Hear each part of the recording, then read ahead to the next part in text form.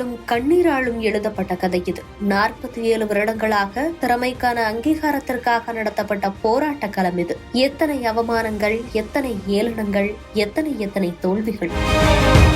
அனைத்தையும் கடந்து வந்திருக்கும் இந்திய மகளிர் கிரிக்கெட் அணி ஒரு வழியாக 2025 உலகக்கோப்பையை வென்று வரலாற்றில் கிரீடத்தை சுமந்துள்ளது.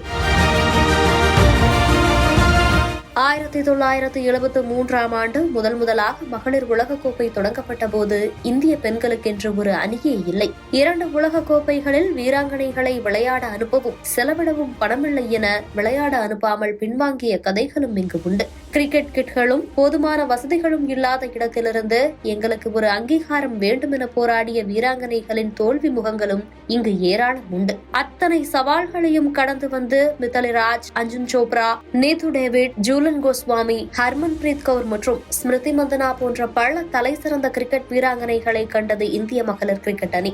ஆனால் தனிப்பட்ட சாதனைகளால் சிகரம் தொட்ட இந்திய வீராங்கனைகளால் ஒரு முறை கூட உலகக்கோப்பையை கையில் ஏந்த முடியவில்லை. ஒவ்வொரு முறையும் ஏமாற்றமும் ஆறாத காயமும் மட்டுமே மிஞ்சியது. இந்திய மகளிர் கிரிக்கெட் வரலாற்றில் 2005 மற்றும் 2017 ஒருநாள் உலகக்கோப்பை, 2020 T20 உலகக்கோப்பை என 3 முறை உலகக்கோப்பையின் இறுதிப் போட்டிக்கு தகுதி பெற்ற இந்திய அணிக்கு 3 முறையும் தோல்வியே மிஞ்சியது. 2 முறை ஆஸ்திரேலியாவிற்கு எதிராகவும் 1 முறை இங்கிலாந்துக்கு எதிராகவும் கோப்பையை கோட்டை விட்டது இந்திய அணி. 3 உலகக்கோப்பைகளை இழந்த பிறகு வேதனையுடன் பேசிய இந்திய கேப்டன் ஹர்மன்பிரீத், எத்தனை முறைதான் தோற்பது?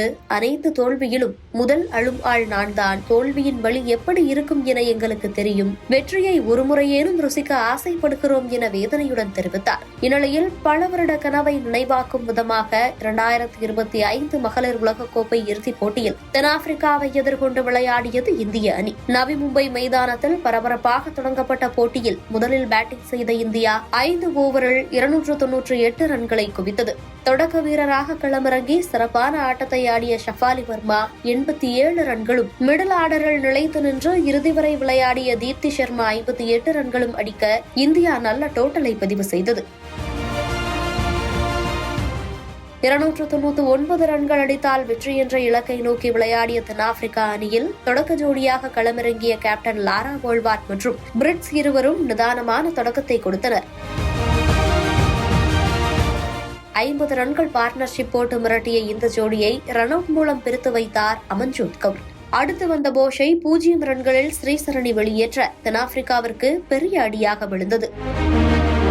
ஆனால் பிரைம் ஃபார்மில் இருந்து வரும் தென்னாப்பிரிக்கா கேப்டன் லாரா தொடர்ந்து அதிரடியான பேட்டிங்கை வெளிப்படுத்தி அரைச்சதம் அடித்து அசத்தினார். ஷூன்லஸுடன் சேர்ந்து மீண்டும் 50 ரன்கள் பார்ட்னர்ஷிப்பை லாரா எடுத்து வர விக்கெட்டை தேடிய இந்திய கேப்டன் ஹர்மன்பிரீத் சரியான நேரத்தில் ஷெஃபாலி வர்மா கைகளில் பந்தை கொடுத்தார். பேட்டிங்கில் தரமான ஆட்டத்தை வெளிக்காட்டிய ஷெஃபாலி பந்து வீச்சிலும் அடுத்தடுத்து 2 விக்கெட்டுகளை கைப்பற்றி தென்னாப்பிரிக்காவிற்கு அடிக்கு மேல் அடி கொடுத்தார்.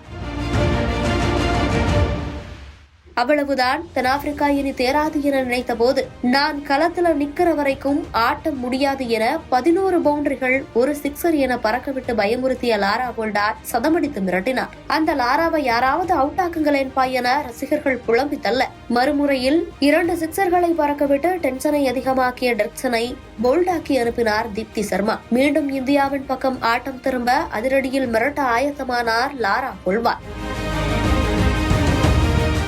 தீப்தி சர்மா வீசிய பந்தை லாரா சிக்ஸருக்கு தூக்கி அடிக்க பவுண்டரி லைனிலிருந்து கேட்சிற்கு வந்த அமன்ஜோத் கவுர் கைகளிலிருந்து 2 முறை பந்து எகிரி குதித்தது. எப்படியாவது கேட்சை பிடிச்சிடுங்க என ரசிகர்களின் இதய துடிப்பு படபடவென அடிக்க 2 முறை எகிரி குதித்த பந்தை நழுவு விடாமல் கேட்சாக மாற்றினார் அமன்ஜோத் கவுர். கடைசி வரை விட்டுக் கொடுக்காமல் போராடிய லாராவின் போராட்டம் ஒரு வழியாக முடிவுக்கு வர இந்திய அணி வீரர்கள் மட்டுமில்லாமல் ஒட்டுமொத்த இந்திய ரசிகர்களும் அப்பாடா என பெருமூச்சு விட்டனர்.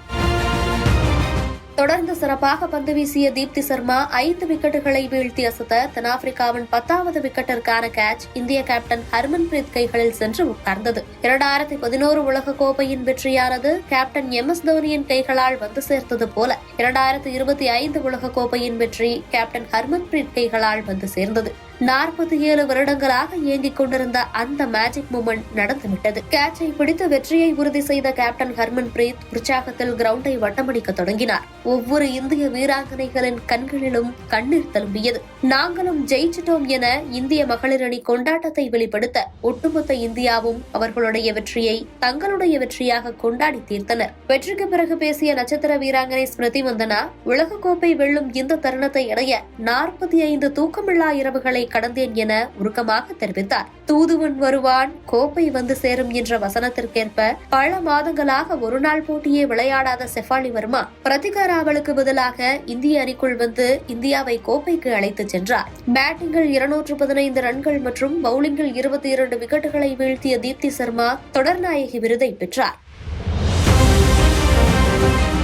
87 ரன்கள் மற்றும் 2 விக்கெட்டுகள் கைப்பற்றிய ஷெஃபாலி வர்மா ஆட்டநாயகி விருதை தட்டிச் சென்றார். இந்திய மகளிர் கிரிக்கெட் வரலாற்றில் மித்தாலி ராஜுக்கு கூட கிடைக்காத உலகக்கோப்பை வென்ற இந்திய கேப்டன் என்கின்ற பெருமையை மகுடமாக சூடிக்கொண்டார் ஹர்மன் பிரீத் கவுர். 3 முறை உலகக்கோப்பையின் இறுதிப் போட்டியில் ஏற்பட்ட தோல்விக்கு பிறகு இந்திய மகளிர் அணி முதல் உலகக்கோப்பையை முத்தமிட்டது. வாழ்த்துகள் சிங்கப்பெண்களே! மகளிர் கிரிக்கெட் தொடர்ந்து மிளிர்ந்து ஒளிர பெரிய பாதையை அமைத்து கொடுத்து விட்டீர்கள். வாழ்த்துகள் சாம்பியன்ஸ்!